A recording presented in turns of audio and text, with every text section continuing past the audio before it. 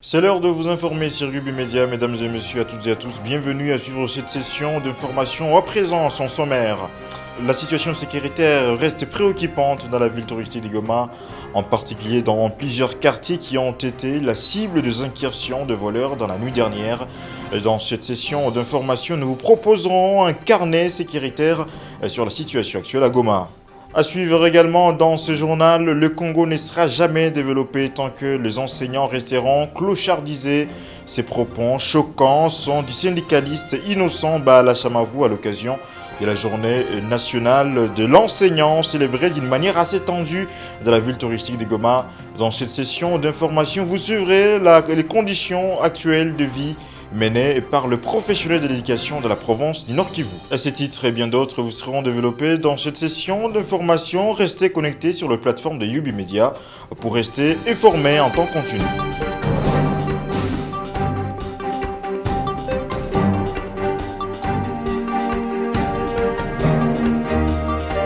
À présent, les détails, mesdames et messieurs, bienvenue sur Vous nous rejoignez. Plus de 15 000 finalistes du secondaire ont pris part au test diagnostic appelé test ballon d'essai dans la province éducationnelle du Nord Kivu. L'objectif de ces épreuves est de jauger le niveau de finalistes avant que ces derniers ne puissent affronter les épreuves proprement dites d'examen d'État. Jonas Kassoula nous fournit plus d'explications dans ce reportage. Ils étaient au total 15 575 finalistes du secondaire qui ont pris part au test diagnostic appelé ballon d'essai dans la province éducationnelle du Nord Kivu. Ces épreuves tenues mardi 29 avril 2025 s'inscrivaient dans l'objectif d'évaluer le niveau des élèves finalistes en vue de leur préparation aux examens proprement dits. Madame Chantal Mouré-Katete, conseillère du gouverneur de province en charge de l'éducation qui a présidé cette activité, a indiqué que les résultats obtenus par les candidats à ces épreuves permettront de juger le niveau de chaque finaliste. Pour Harry Lupia Osenga, adjoint de l'inspecteur provincial principal en charge de l'administration et des ressources humaines, cette activité qui consiste à préparer les élèves aux activités proprement dites revêt aussi d'une importance capitale pour relever les défis à enregistrer, surtout dans les domaines techniques. C'est une activité très favorable qui prépare nos enfants à l'examen d'État pour cette année. Comme on l'a dit, l'année passée, on a constaté que surtout pour les options techniques, il y a eu baisse et il n'y avait pas eu de résultats escomptés. C'est ainsi que pour cette année, on s'efforce un tout petit peu pour voir les conditions, la manière dont les enfants travaillent et tout ça, pour relever les niveaux pour les prochains examens d'État. Avec succès, pour moi, je compte que ça va passer avec succès. D'autant plus qu'on a adapté les questions au niveau du programme, au niveau des classes, et ainsi de suite. Signalons que cette activité s'est clôturée à la grande satisfaction des autorités provinciales qui ont fait savoir que désormais l'éducation a sa grande place en province. Restons toujours dans l'éducation dans cette session d'information. Le Congo ne sera jamais développé tant que les enseignants resteront clochardisés. Ces propos sont du syndicaliste Innocent Baala Chamavou à l'occasion de la journée nationale des enseignants célébrée le 30 avril de chaque année. Ce syndicaliste, membre du FOSINAT, a rappelé aux autorités de prioriser l'enseignement par le respect de leur engagement vis-à-vis des professionnels de l'éducation. Baala Chamavou est dans ce propos choisi par Jonas Kassoula. D'abord, en rapport avec la journée nationale de l'enseignant en République démocratique du Congo, nous pouvons vous dire que nous les enseignants, dire que nous avons une journée nationale, c'est bien, mais c'est quelque part une moquerie. Vous savez, l'enseignant est devenu l'oublié du siècle dans cette République. L'enseignant traverse le moment le plus difficile. Imaginez-vous un licencié enseignant. L'État congolais est incapable de lui payer même $100 comme salaire. Et aujourd'hui, on veut parler de quel enseignant? Le gouvernement congolais sabote tout ce que l'on prend, il prend comme compromis avec les enseignants. Si nous parlons de la fameuse paye des enseignants, ici au Nord Kivu, c'est la catastrophe. Nous avons des enseignants dans les territoires de Massis, dans les territoires de Rutshuru, qui jusqu'à maintenant, depuis le mois de janvier, ils n'ont jamais vu leur salaire. Nous avons des enseignants qui ne savent plus comment nouer les 2 bouts du mois. L'enseignant congolais évolue dans la terreur qu'ils ont appelée gratuité de l'enseignement, que nous, on appelle gravité de l'enseignement. Et jusqu'aujourd'hui, nous sommes en train de dire, le Congo ne sera jamais un pays développé avec des enseignants clochardisés. Quand quelqu'un peut parler de la fête des enseignants, mais quelle fête? Une fête où nous sommes aujourd'hui le 30 avril.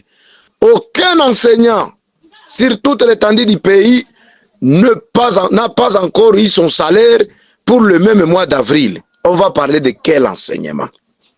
Nous profitons encore de cette journée pour rappeler les autorités du pays de tout faire pour mettre l'enseignant dans ses droits. Et dans le territoire de Nyiragongo, la situation des enseignants reste toujours difficile.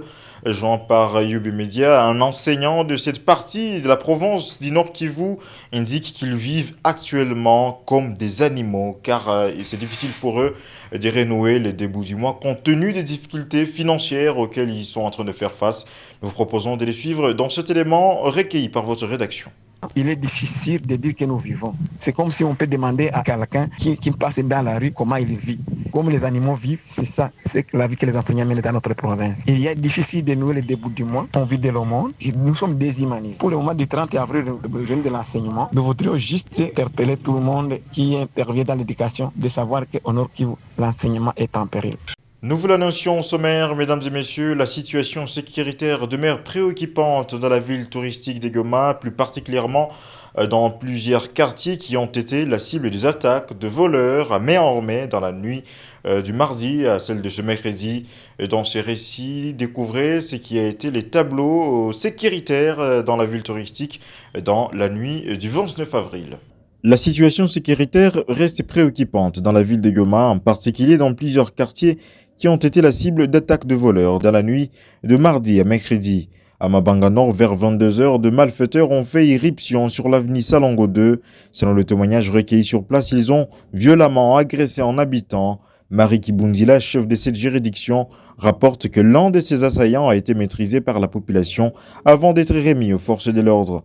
Le quartier Lac-Vert n'a pas été épargné. Des intrusions ont été signalées sur les avenues Mungirima et Katoa. Une dizaine de ménages ont été visités.